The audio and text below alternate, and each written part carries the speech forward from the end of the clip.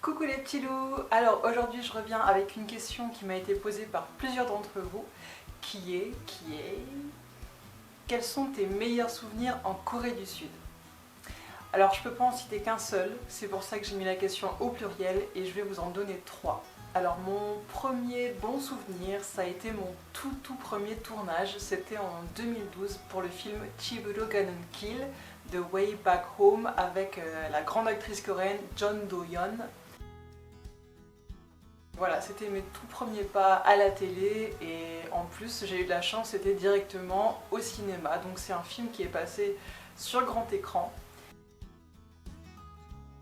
Et j'étais aux côtés d'une actrice reconnue en Corée du Sud. J'avais d'ailleurs vu plusieurs de ses films avant de faire ce tournage, dont The Housemaid, pour ceux qui connaissent peut-être. En fait, début 2012, j'avais déjà commencé à postuler dans des agences de talents, d'acteurs, de mannequins sur le site de petites annonces Craigslist Séoul, dont je vous ai déjà parlé dans ma vidéo faire de la figuration dans des dramas. J'avais pas eu de réponse pendant de longs mois et puis j'avais commencé à travailler, donc voilà, j'étais occupée, j'avais de toute façon pas de disponibilité pour faire des tournages. Et un jour, fin 2012, j'ai été contactée par une personne d'une agence qui m'a demandé est-ce que tu es disponible pour faire un casting pour avoir un petit rôle dans un film. Alors bien sûr j'ai dit oui et en fait là le casting était vraiment à faire en toute urgence donc j'ai dû carrément envoyer une vidéo. Le réalisateur cherchait à ce moment-là une gardienne de prison, donc c'était un petit rôle parlé et en fait ils avaient reçu des vidéos d'actrices potentielles. Et le problème, donc ils cherchaient des françaises, et le problème c'est qu'en fait ces filles, elles avaient l'air trop gentilles, elles n'étaient pas assez agressives quand elles jouaient la scène, pas assez froides, etc. Donc voilà, on m'a donné un petit texte et j'ai dû faire ma petite scène. Je me suis filmée avec mon appareil photo et la personne de l'agence était en train de me presser, il faut que tu m'envoies la vidéo ce soir. Donc en gros j'ai eu 2 heures pour faire ma vidéo et l'envoyer au casting. Et le lendemain matin, bonne nouvelle, l'agence m'annonce que le réalisateur, enfin la réalisatrice, m'a finalement choisi pour ce petit rôle et donc voilà, une semaine après j'étais partie sur le tournage. Les tournages se sont passés dans des studios, je sais plus exactement où ça se trouvait mais c'était en périphérie de Séoul donc on a dû quand même prendre un bus et rouler pendant une petite heure. Et voilà, je suis arrivée dans ces grands studios et là j'ai découvert l'envers du décor. On a toujours l'impression qu'en fait ils vont directement filmer dans des endroits, ils vont filmer dans des maisons, dans des prisons, dans des châteaux, dans la forêt et tout ça. Alors qu'en fait non, il y a des studios, des immenses studios où ils recréent des décors et dans ce cas-là c'était justement exactement ça, c'est qu'ils avaient recréé des décors de prison. Ce tournage il a duré 2 jours, j'ai eu 3 petites scènes, c'était des scènes très courtes mais comme c'était un film, on prenait vraiment tous les angles. Et toutes mes scènes je les ai faites avec l'actrice principale, donc Jeon Do-yeon, et un autre acteur, un acteur secondaire que j'ai vu aussi plusieurs fois dans des dramas et des films. Et voilà quoi, c'était super drôle de pouvoir donner la réplique à cette actrice. Et puis bon, j'étais très impressionnée parce que c'est une actrice professionnelle, elle joue terriblement bien, en un claquement de doigts, elle est complètement dans ce personnage, elle se met à pleurer, à hurler, enfin c'est génial de voir ça en live. Et j'ai pu aussi discuter avec la réalisatrice, à chaque fois que je faisais une scène, elle me montrait sur le moniteur, donc sur l'écran, pour me montrer ce qui allait pas, ce qu'il fallait que je fasse différemment ou mieux, bref, une vraie expérience de professionnel.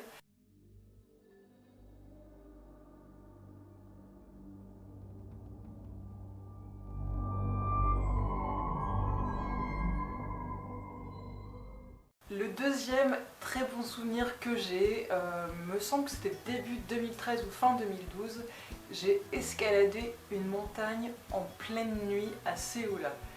Alors en fait c'était pour le projet d'un photographe américain qui s'appelle Fred Mount, qui avait un concept du nom de Angels Over Seoul. Donc en fait l'idée c'était de photographier des filles, des anges, en haut de montagnes à Séoul et de les prendre en photo en fait avec la vue plongeante sur Séoul la nuit. Du coup, on est parti avec lui, son assistante et moi. Voilà, on a monté une montagne de Séoul. On a dû grimper pendant au moins 3/4 d'heure, non peut-être pas, peut-être 30 minutes. C'était pas une très grande montagne, mais suffisamment haute pour qu'on ait une superbe vue plongeante.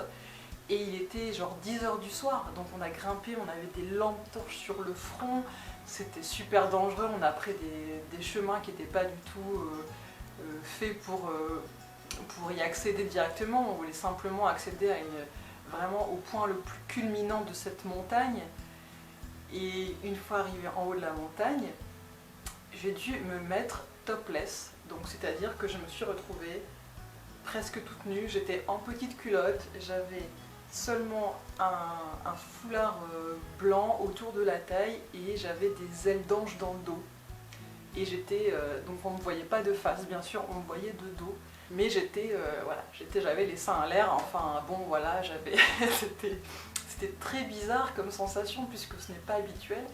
Et donc j'étais en haut de la montagne comme ça, à moitié nue avec mes ailes dans le dos. Mais dans un sens, c'était vraiment une sensation incroyable quoi, de se prendre pour un ange en haut d'une montagne de Séoul en plein milieu de la nuit avec une vue magnifique. Enfin, c'était juste exceptionnel ce moment. Et ce qui est très drôle, c'est qu'à un moment donné, un peu en contrebas, il y a eu un adjoshi qui est passé et qui m'a vu. Donc en gros, le gars, il a vu une blonde, les seins à l'air sur un rocher, quoi, avec des ailes d'ange, donc il a dû halluciner. Mais voilà, quoi, bref, enfin, c'était une super expérience. Et je vous laisse regarder les photos.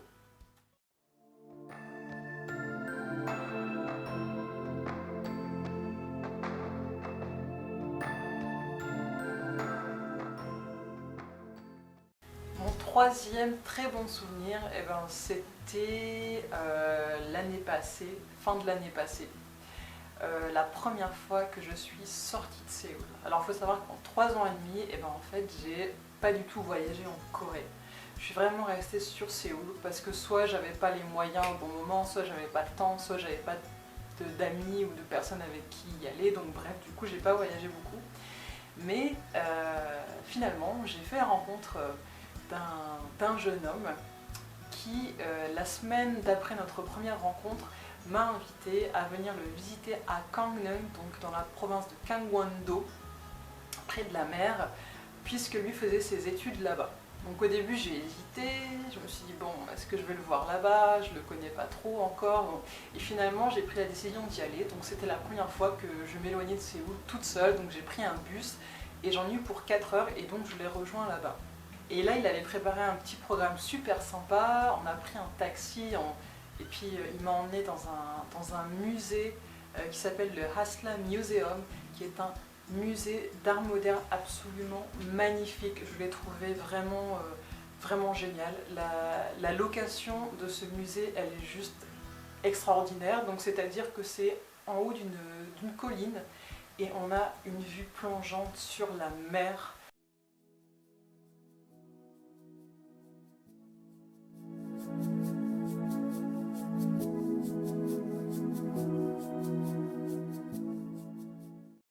Et dans ce musée, il y a aussi un parc des sculptures qui est relativement grand. Et ce jour-là, en fait, il pleuvait, il faisait assez gris, donc ce qui a été une chance puisque du coup, il n'y avait vraiment personne. C'était vraiment une atmosphère magique, je sais pas, irréelle un petit peu. Et il pleuvait juste un petit peu, mais ça donnait une ambiance vraiment unique.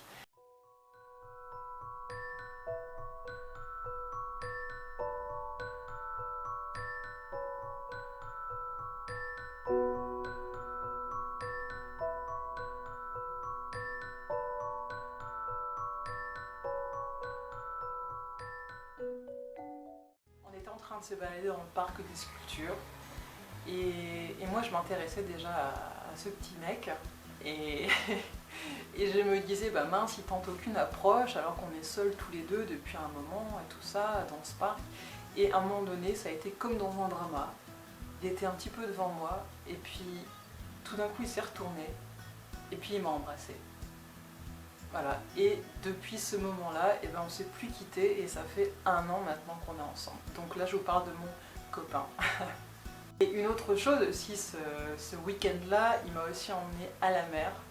Et là c'est pareil, c'est la première fois que je voyais la mer. Et moi voir la mer en Corée du Sud, ça me paraissait quelque chose d'incroyable parce que moi, Corée égale Séoul égale grande ville, mais non, en Corée il y a aussi la mer et pas forcément que à Busan et à Jeju.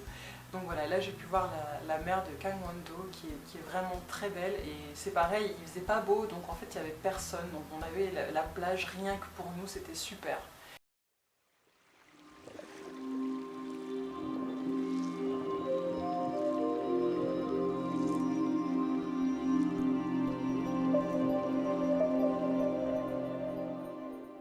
Et pour pas oublier ce moment, ce jour-là, je lui ai demandé de me choisir des coquillages sur la plage que je garderai avec moi pour toujours, comme souvenir. Donc voilà, je les ai gardés, je les ai encore là.